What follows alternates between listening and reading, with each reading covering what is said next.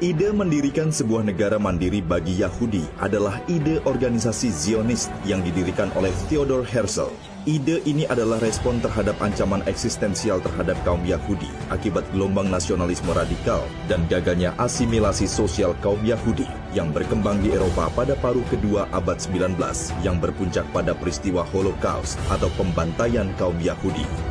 Mulanya Zionis punya 4 pilihan negara untuk menampung kaum Yahudi: Palestina, Argentina, Uganda, dan Mozambik.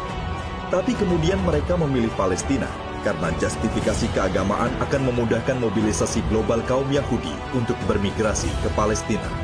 Di tengah kecamuk Perang Dunia Pertama, 2 November 1917, Arthur Balfour mendeklarasikan dukungan penuh Inggris terhadap misi Zionis membentuk negara Israel di Palestina melalui surat kepada Rothschild setahun sebelumnya pada 1916 karena pasukan sekutu yang di dalamnya terdapat Inggris dan Perancis yakin dapat mengalahkan Imperium Ottoman.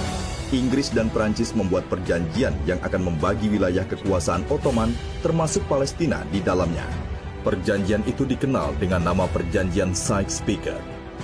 Dalam peta Sykes-Picot, Yerusalem disebut sebagai Brown Area yang akan dikelola oleh administrasi internasional, namun akhirnya diambil oleh Inggris pada 1920. Dalam ruang pergeseran geopolitik inilah pengambil alihan Palestina berlangsung.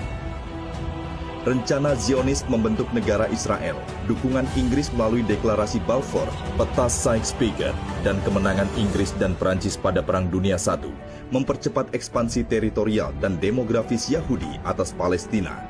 Dalam kurun waktu hampir 70 tahun, 521.000 kaum Yahudi telah bermigrasi ke Palestina bersamaan dengan era Hitler. Akibatnya, komposisi demografi wilayah Palestina berubah. Kaum Yahudi yang awalnya hanya 3% dari total 460.000 penduduk pada tahun 1882 menjadi 31,5% dari total 2.065.000 penduduk pada tahun 1948 di tanah Palestina. Begitulah cerita negara Israel dimulai. Kaum Yahudi sudah memenuhi wilayah Palestina sebelum negara Israel berdiri tahun 1948, yang pada mulanya adalah migrasi perencanaan Yahudi secara masif, berakibat pada konflik penguasaan lahan hingga tanpa disadari oleh bangsa Palestina berujung dengan penjajahan. Sayangnya saat itu lembaga internasional tidak berpihak pada Palestina. PBB justru menetapkan resolusi PBB nomor 181 tahun 1947 membagi wilayah Palestina menjadi 3 zona, yaitu untuk pemerintahan Israel, pemerintahan Palestina, dan zona bersama yang dinamakan Al-Quds atau Yerusalem.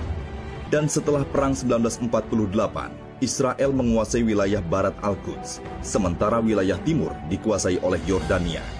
Namun, wilayah timur Al-Quds tersebut kemudian dicaplok oleh Israel pada tahun 1967.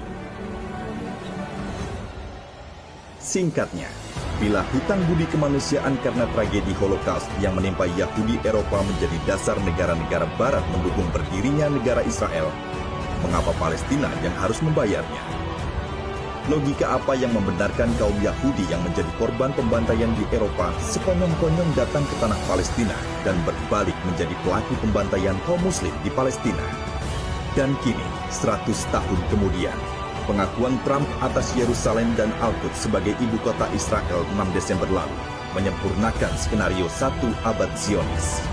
Sesuai mimpi Bapak Negara Israel, Theodor Herzl, tidaklah sempurna tanpa Al-Quds.